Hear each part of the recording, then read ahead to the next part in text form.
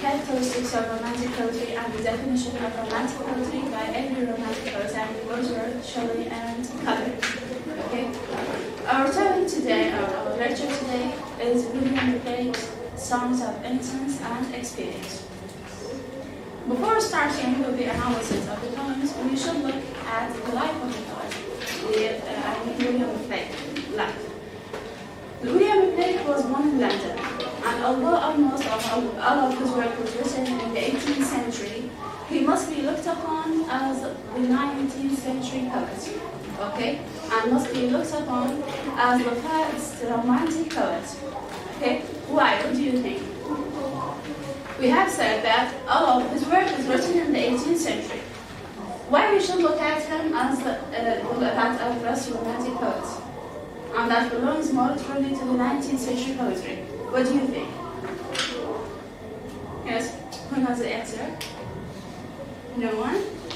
So, we have said that all of his work has written in the 18th century, but he belongs more truly to the 19th century poetry and must be looked upon as the first English romantic poet. What distinguishes him from the 18th century writers, that is the pre-romantic writers, is his conception of imagination, his use of symbol and myth, his views of nature, and he uses symbols and myth as central devices in his poetic style. For him, one power alone makes a poet: imagination, the divine vision. 18th century poets think that imagination is merely ability to visualize things, whereas Blake thinks that imagination is a means of knowledge. This means makes the man able to see the inner reality. Okay? Since he thinks that the invisible reality is the only truth, and the external world is merely an explanation or merely a symbol of that reality. Okay? And his view of nature stands in opposition to the mechanistic concept of the music. Thus, he sees the universe as an organic whole and not as a machine. Again, what distinguishes him as a romantic, however, is his revolt against every restraint which he sees that envies the rebellion. Okay, he sees he revolts against every restraint, as I said before, that he revolts against. Yes, exactly.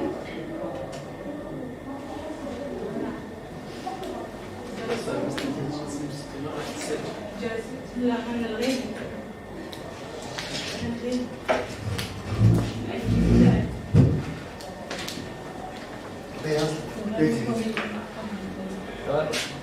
حسن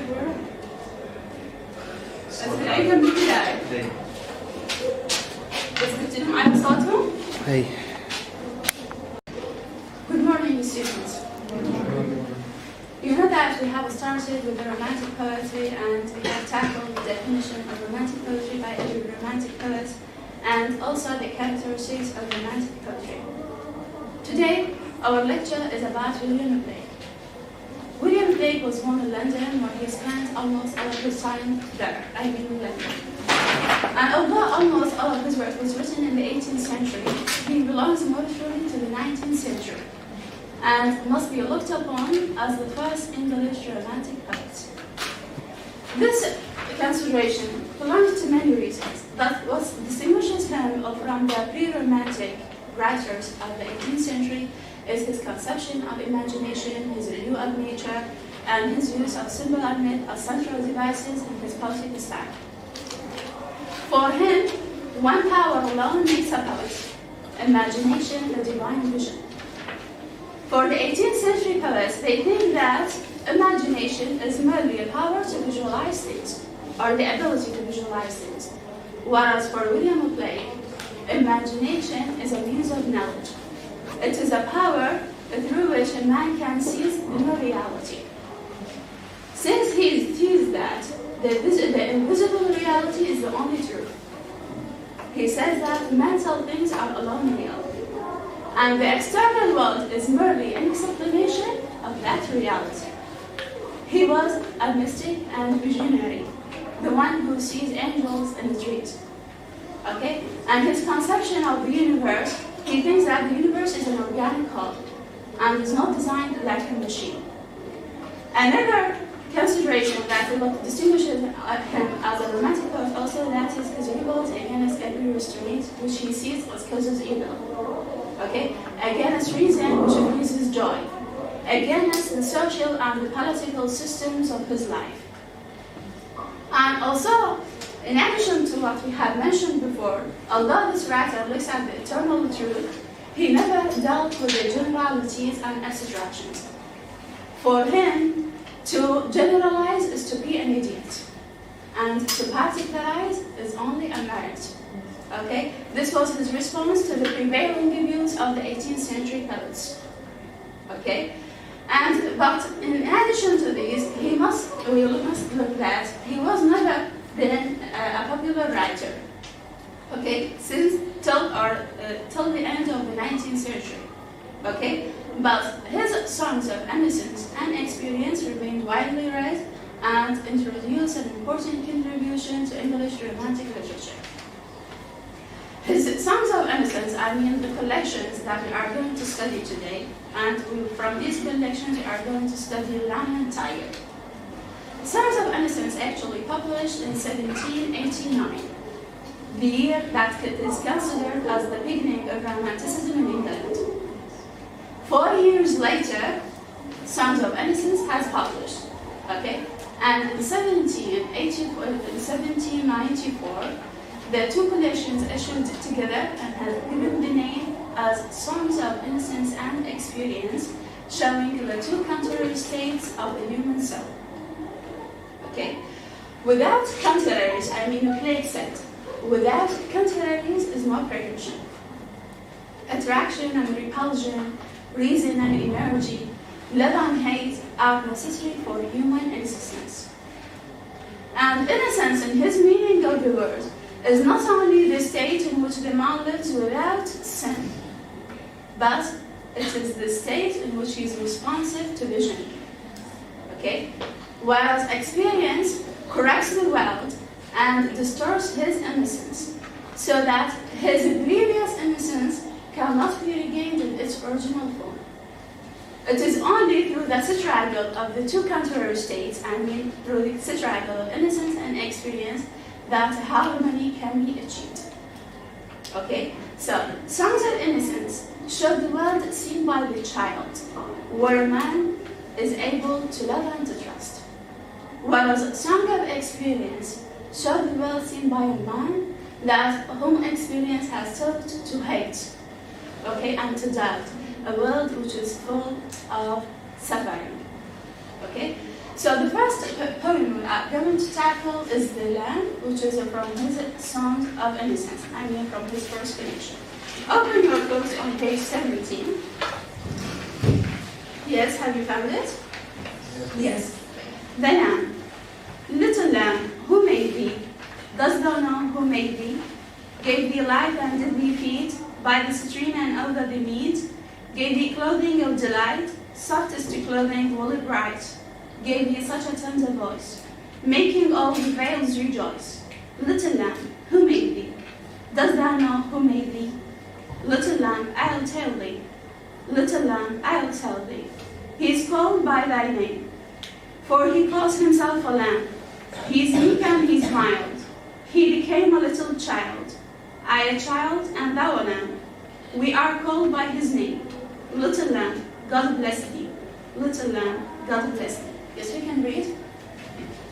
Yes, yes. Little lamb, who made thee? Dost thou know who made thee? Yes. Gave thee life and did thee feed by the stream and over the mead. Yes. Gave thee clothing of delight, soft clothing, woolly pride. Yes. Gave thee such a tender voice, Yes. making all the vales rejoice. Little lamb, who made thee? Dost thou know who made thee? Yes. Little lamb, I will tell thee. Little lamb, I will tell thee. He is called by the name, for he calls himself a lamb. He's meek and he's mild. Yes. He became a little child. I a child, and thou a lamb. And thou a lamb. We are called by his name. Little lamb, God bless thee. little lamb, God bless thee. Yes, excellent. Thank you so much for us. Yes, Zahra. Yes, little lamb, who made thee? Doesn't thou know who made thee? Yes. Gave thee life and did thee feed by the stream and allowed thy need. Gave thee clothing of delight, softest clothing, woolly bright. Gave thee such a tender voice, making all the hills rejoice. Yes. Little lamb, who made thee? Dost thou know who made thee? Little lamb, I will tell thee. Little lamb, I will tell thee. He is called by the name, for he calls himself a lamb. He is meek and he is mild. He became a little child. I a child. And thou a lamb, Yes. where are called by his name. Little lamb, God bless thee. Little lamb, God bless thee. Yes, excellent. Thank you so much. We have said before that the lamb is from the collection that is Songs of Innocence. And actually it is one of the most celebrated poems in this collection. This poem actually tackles the subject of creativity and the creator alike. Okay? It is divided into two stanzas. The first stanza, as we have seen, that is composed of 10 lines, and the second one, it is also composed of 10 lines. Okay? As I said before, it tackles the subject of creativity and the creator. So the first stanza tackles the subject of creativity, and the second 10 lines tackle the subject of the creator. Okay? At the beginning, that the poem, or at the surface level, we can see that the poem speaks of a life of a real physical lamb. But on the end, we come to realize that he is layering meaning. I mean, the narrator is layering meaning, or the speaker in this poem is layering meaning with subtext derived from both the Christian and the classical mythology. We come to know that here the lamb is a reference for Jesus Christ first, and it is a physical incarnation of God. Okay?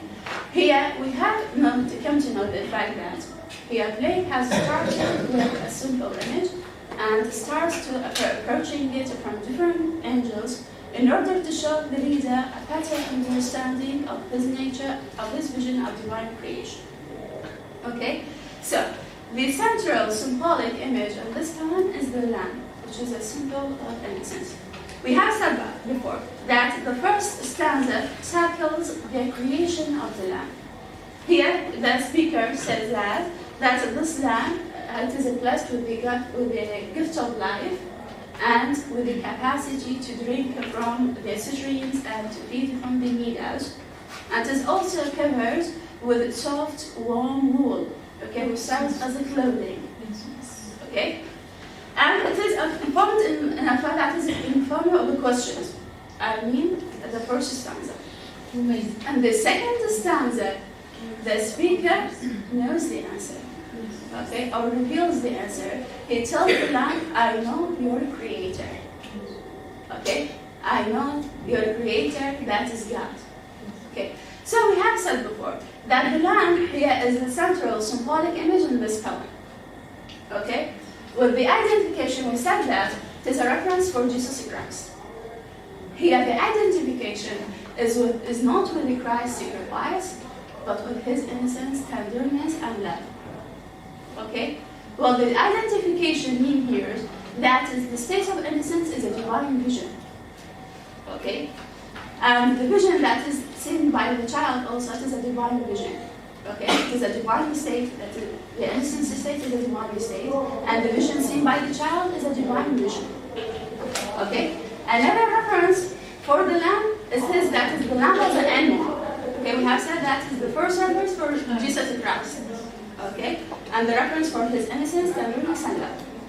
The second reference, that is the lamb is an animal. That is the physical, real animal. Okay? In order to show a place view of this universe. Thus the child looks at the lamb the same as he is. Okay? That means what? That he feels unity with nature. And again, the reference to the lamb, that is a physical incarnation of the deity, means what? Means God. Okay? In order to show that God is also meek and mild. Okay? God is also meek and mild. Here, the poet wants to show that the child and the lamb live in the same universe. and this universe is protected by God. Okay? In the second poem that we are going to tackle, that is the tiger, we are going to know how this innocence is going to be destroyed. So open your books on page 20. That is the tiger, which is from the collection that is Songs of Experience. Yes. The tiger. Tiger, tiger, burning bright in the forest of the night. What immortal hand or eye could frame thy fearful symmetry? In what distance deeps or skies burn to the fire of thy night? On what wings dare he aspire? What the hand dare seize the fire? And what shoulder and what out could it twist the swines of thy heart? And when thy heart began to beat, what dread hand and what dread feet? What the hammer, what the chain, and what appearance was thy brain? What the anvil, what dread grasp, Jared's deadly tears clasp? When the stars throw down their spurs, and watered heaven with their tears, did he smile his work to see? Did he who made the land make thee? Tiger, tiger, burning bright, in the forest of the night, what immortal hand or eye dare frame thy fearful symmetry? Ya Zahra. Tiger, tiger, burning bright, in the forest of the night, what immortal hand or eye could frame the fearful symmetry? In what distant deeps or skies burned the fire of thin eyes? On what wings dare he aspire? What the hand dare seize the fire? And what shoulder and what art could twist the snooze of the heart? Yes. And when the heart Thy heart began began to beat, what dread hand and what dread feet? Yes. What the hammer, what the chain, and what phrase was the brain? What Yes. the anvil, what dread grasp? There its deadly terrors clasp. Yes. When the stars flew down their spurs Yes. and watered heaven with their tears, did he smile his work to see? Did he who made the lamp make me? Maybe. Tiger, tiger, burning bright in the forest of the night, what mortal hand or eye dare frame the fearful symmetry? Yes, excellent. Thank you so much. Yes, who else? Yes, who won? Tiger, tiger, tiger, burning bright in the forces of the night, what immortal hand or eye could frame the fearful symmetry? Fearful symmetry. In what distant depths or skies burnt the fire of thine eyes? On what wings dare he spy? Yes. What behind the dark says the fire? Yes. And what shoulder and what arm could twist the snails of the heart? Yes. And when thy heart began to beat, what great hand and what great feet? What the hammer, what the chain? In what form Utterance was thy brain. brain? What the anvil, what great Grass. grasp? There is deadly tears clasp when the stars threw down their spurs and watered heaven with their tears. Did he smile his work to see? Did he who made the lamp make thee? Tiger, tiger, burning bright in the frost of the night, what immortal hand or eye therefore frame the fearful symmetry? Yes, excellent. Thank you so much. We have said that every poem and the Songs of Innocence has its contemporary and the Songs of Experience. So here, tiger stands in contrast to the lamb. In contrast to the mild lamb, here we have the tiger, which represents the first and terrifying side of nature, whereas the lamb we have said that represents the tenderness and love and the mild aspects of nature. Here the tiger represents the first and the terrifying side of nature. The central metaphor in this description, in the description of the tiger, is fire. If you have seen the line, that the central metaphor here is the fire. Here the fire is a symbol for what? It's a symbol for passion and for what? For its consuming destructive forces. For a plague, fire is a symbol for anger, and also not for its destructive forces, but a reference to the creative power of God. Okay, so the creation of the tiger, as we have said, is not as simple as the creation of the lamb. Okay, the creation of the lamb is symbol that God has blessed it with the gift of life, just made it and gave it a tender voice, and what else? And give it a clothing. Okay, but here the creation of the tiger stands in opposition, since the creation of the tiger manipulates two things: power and beauty. Okay, the poet actually wants to say here that is the first passion embodied in the tiger is the power which is going to destroy this universe. Okay, and the forest, if you see the line, that the forest of the night, tiger, tiger, burning bright in the forest of the night. The forest of the night, that is in which the tiger is going to burn, is a reference for what? For experience. Okay, you remember? We have said that the lamb is a reference for innocence. Here, the forest of the night in which the tiger is going to burn is a reference for experience. This experience is going to destroy the innocence. Okay? And what was thus lost, the innocence, which will be regained to the universe through the first passion of the tiger. Okay? And another reference for the forest, that is a reference for rebellion. Okay? That is rebellion against every restraint. And with this meaning, a place is a true romantic. You remember we have said before that what makes him romantic, that is his rebellion against every restraint.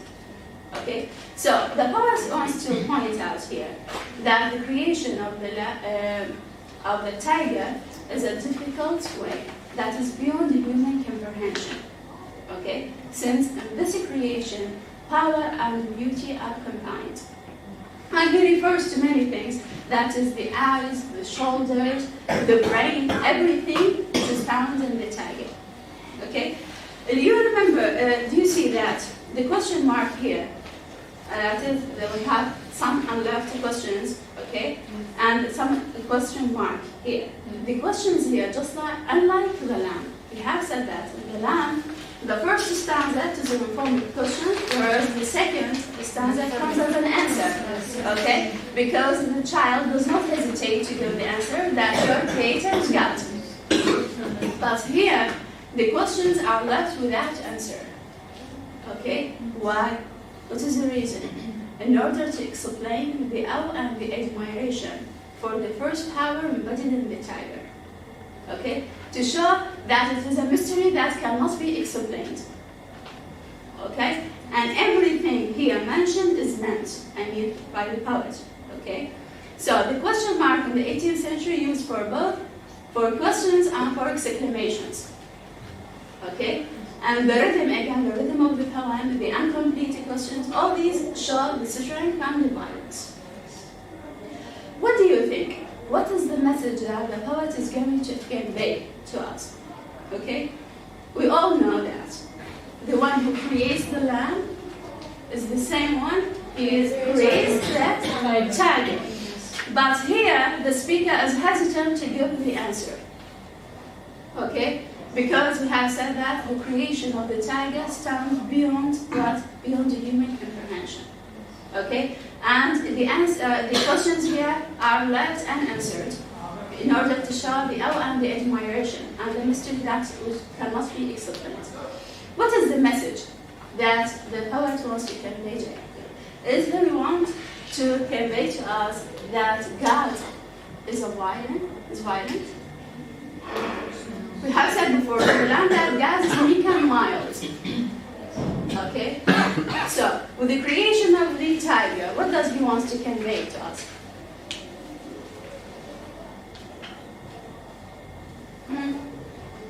What do you think? Do you have an idea? Actually, the message that the poet wants to convey to us as readers, that is, strength and violence are needed together in the universe with minds.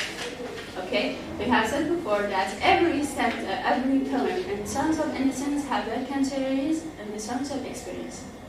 The message that the poet wants to convey to us, that is, the fierceness and the violence, destructive forces are needed together in this universe with mildness.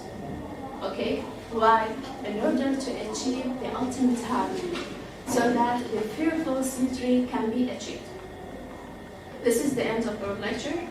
If you have any question, any comments, any addition, I'm ready to hear. So, no question? Yes, thank you so much.